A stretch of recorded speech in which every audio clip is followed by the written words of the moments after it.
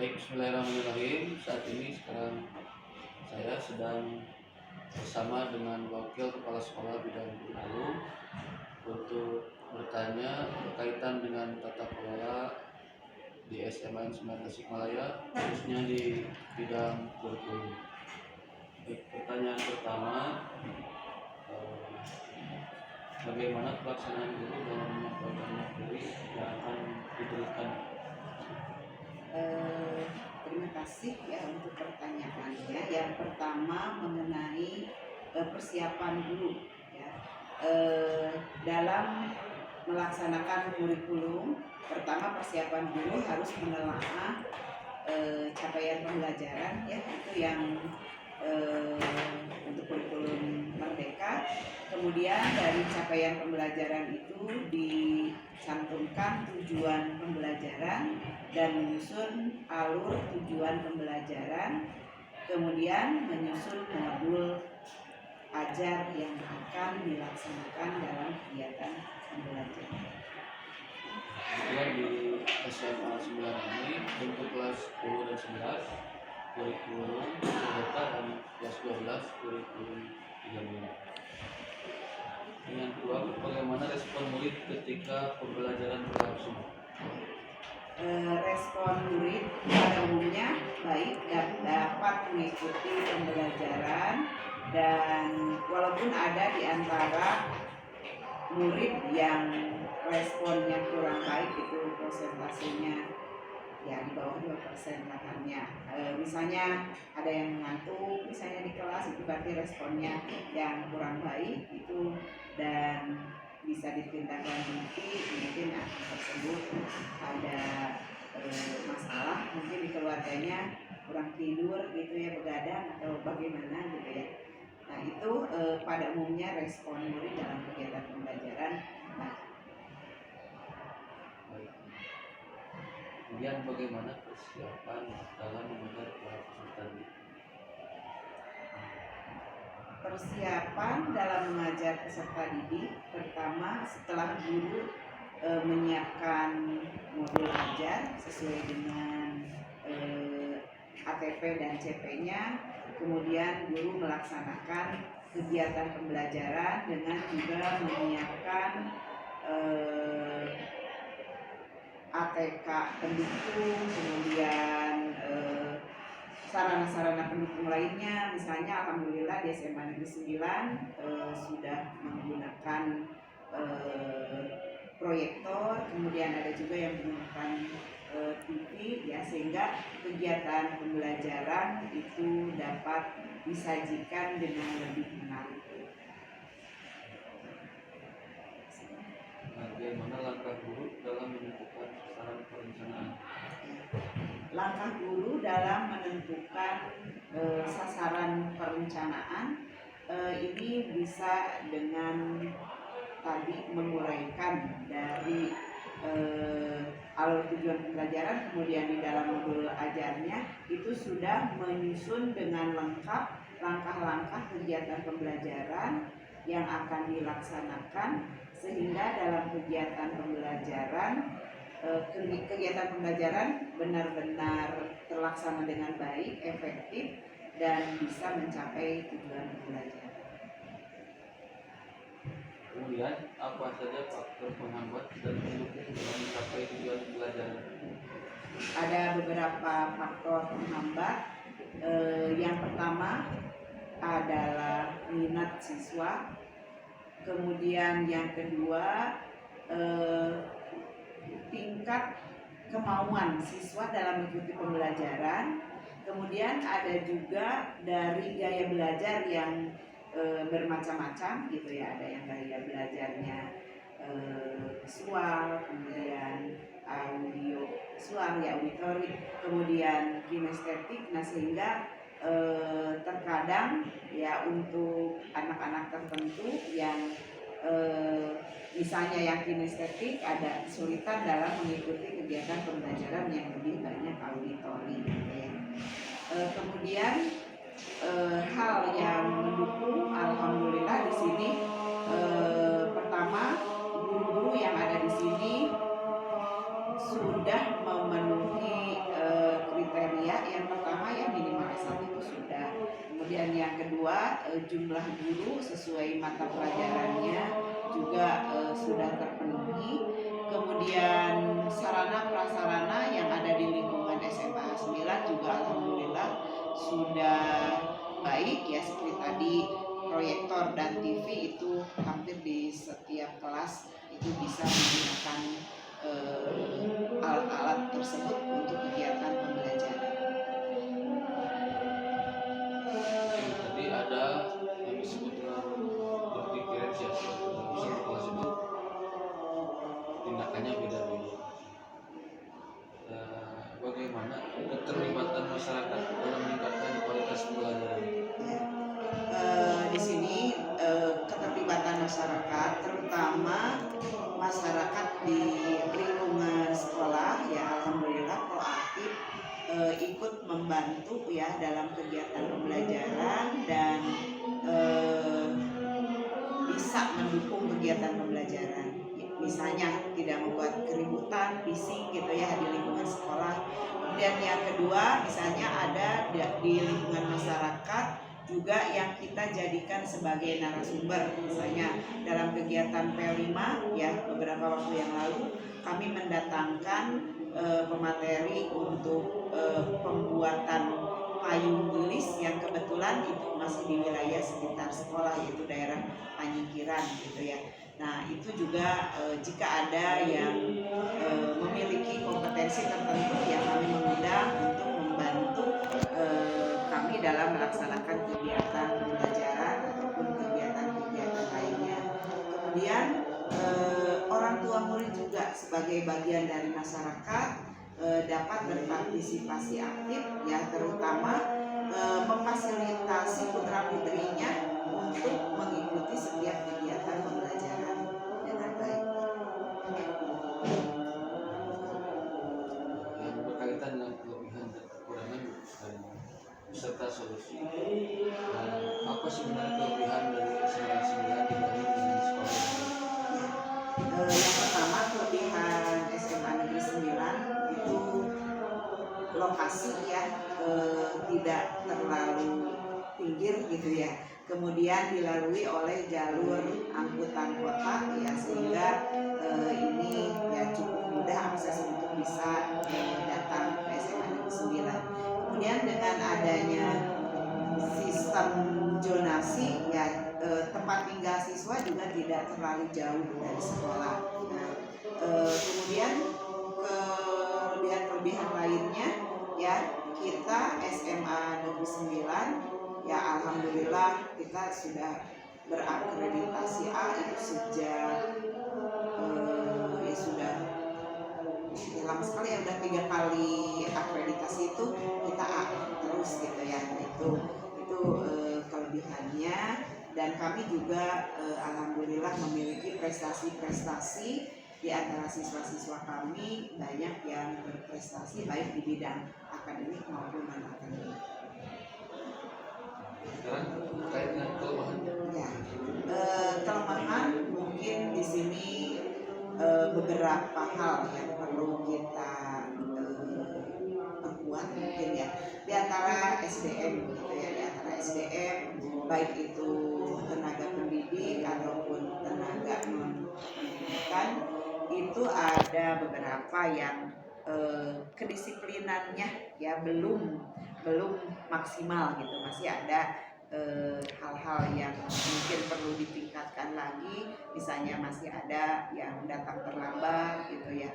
Kemudian kesadaran seluruh warga dalam memelihara kebersihan sekolah misalnya itu masih tampak ada kekurangan-kekurangan di situ. Tapi secara umum untuk hal-hal lainnya kekurangan ini tidak terlalu besar ya, tidak terlalu mencolok juga ya, sehingga dalam kegiatan pembelajaran itu tidak sampai terganggu gitu ya dengan adanya kendala-kendala dan kekurangan-kekurangan tersebut.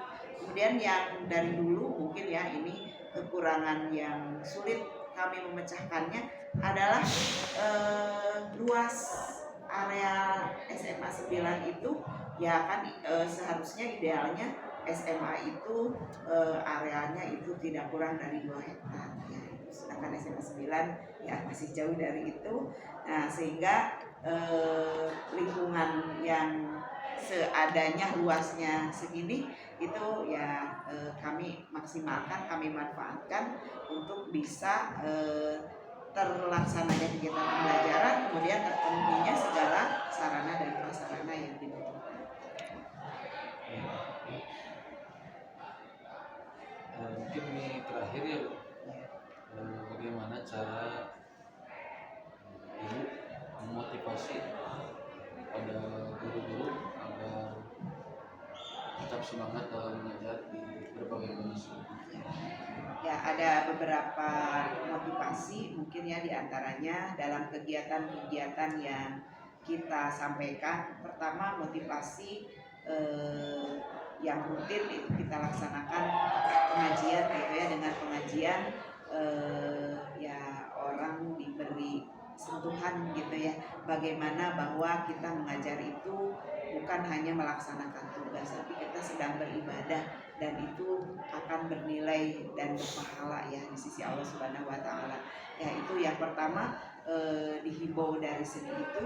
Dan yang kedua, meningkatkan kompetensinya dengan melaksanakan beberapa workshop ya, dan beberapa guru ada yang diutus mengikuti pelatihan-pelatihan ya, baik itu di intern misalnya di dinas pendidikan ataupun dari luar ya, untuk mengikuti kegiatan-kegiatan yang meningkatkan kualitasnya. Kemudian motivasi juga diberikan ya, misalnya dengan ada kegiatan-kegiatan, misalnya kita seperti family gathering gitu ya, bisa merefresh kembali ya semangat Bapak Ibu guru untuk bisa tidak jenuh, tidak bosan gitu ya dalam mengajar, dan itu salah satu kegiatan yang kami lakukan.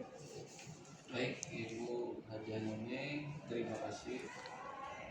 Alhamdulillah telah selesai wawancara dengan Ibu Wakil Kepala Sekolah Bidang Kurikulum terkait dengan keterlibatan masyarakat, manajemen SMA 9, kemudian tadi sempat dibahas pelaksanaan pembelajaran guru dan respon peserta didik, dan yang terakhir ada kelebihan dan kekurangan SMA Negeri 9 Tasikmalaya beserta solusinya.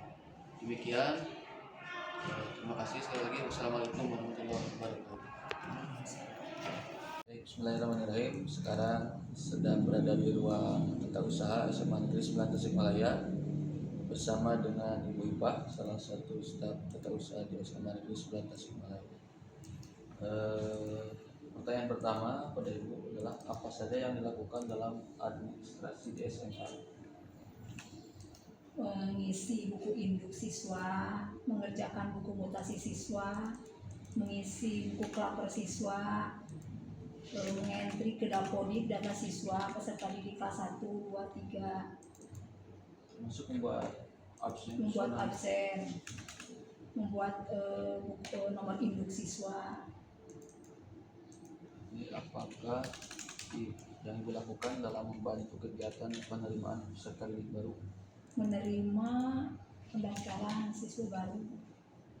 Berarti itu di bagian penerimaan saja. Penerimaan siswa Nulis baru. formulir. Iya, mengisi formulir. Bagaimana Ibu membantu masa orientasi, dan kemudian bagaimana Ibu membuat daftar nama atau nomor induk siswa? Diawali dari data dari SMP apa? Data dari SMP. Sesudah jadi di ruangan per kelas baru disusun, sudah fix. Setelah fix, siswanya tidak pindah-pindah kelas. Iya, baru disusun hari ini. Seperti apa susunan daftar keadaan siswa? Absensi, berbentuk absensi.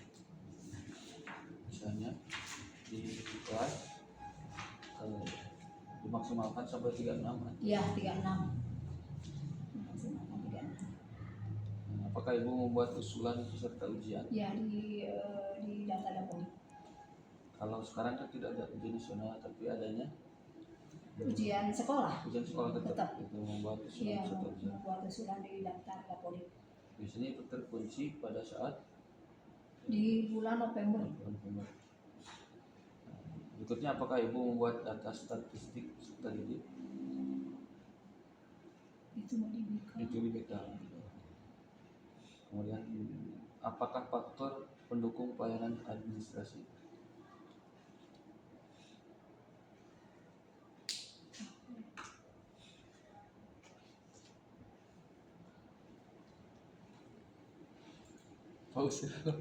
Berikutnya Bu, bagaimana faktor pendukung dalam pelayanan administrasi?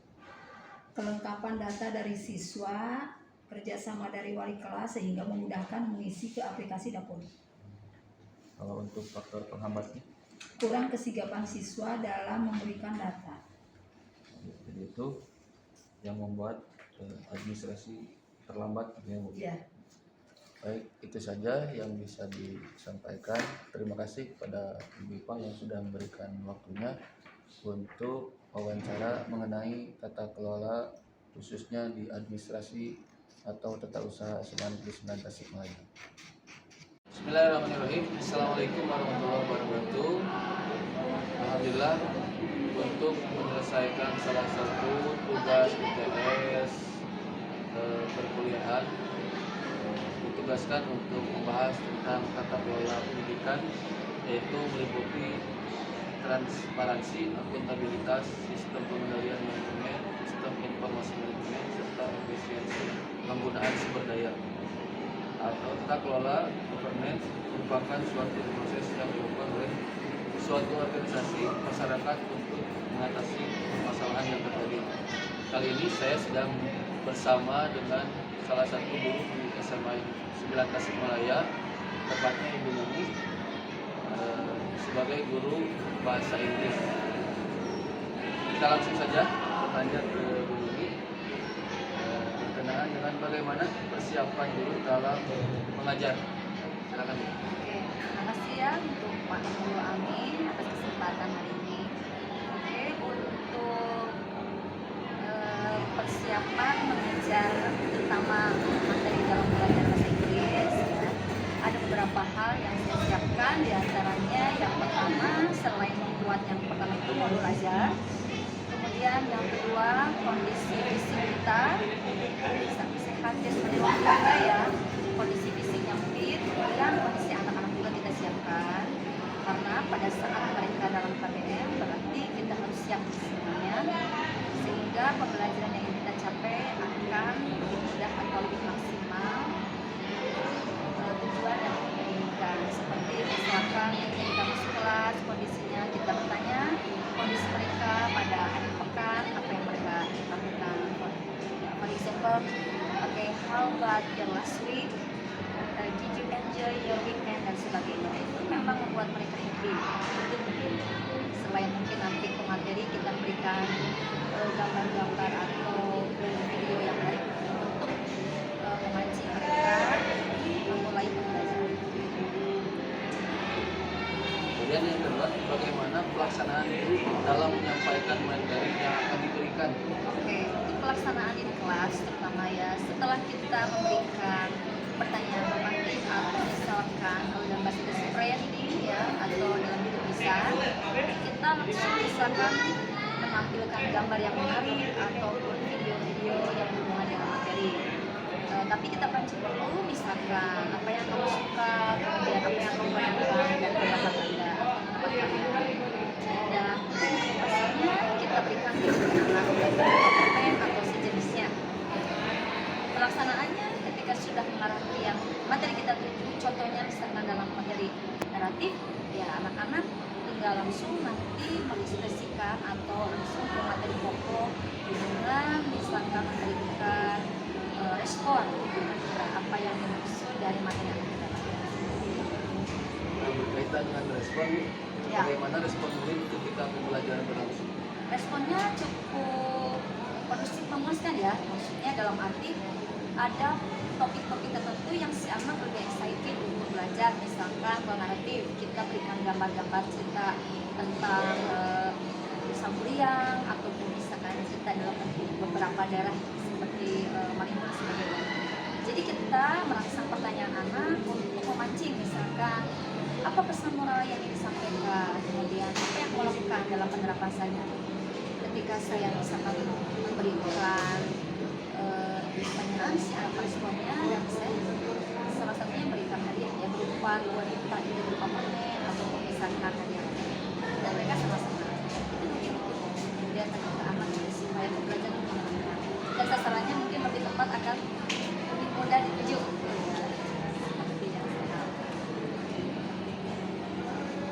Bicara tentang tadi ya Bu, tentunya dalam proses belajar mengajar ada penghambat dan pendukung. Oke, penghambat utama di kelas ya.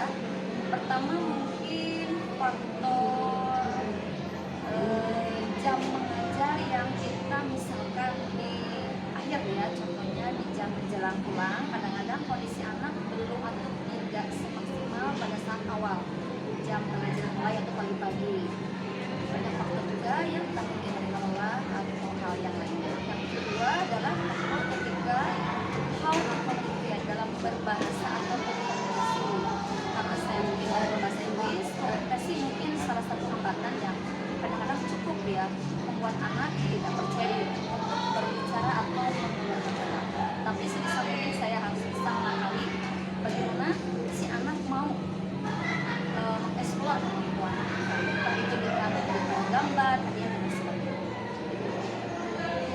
Kita ke pertanyaan hampir terakhir Bu. Ya, Apa sebenarnya kalau tadi kita bicara tentang proses pembelajaran, sekarang kita masuk ke lembaga itu.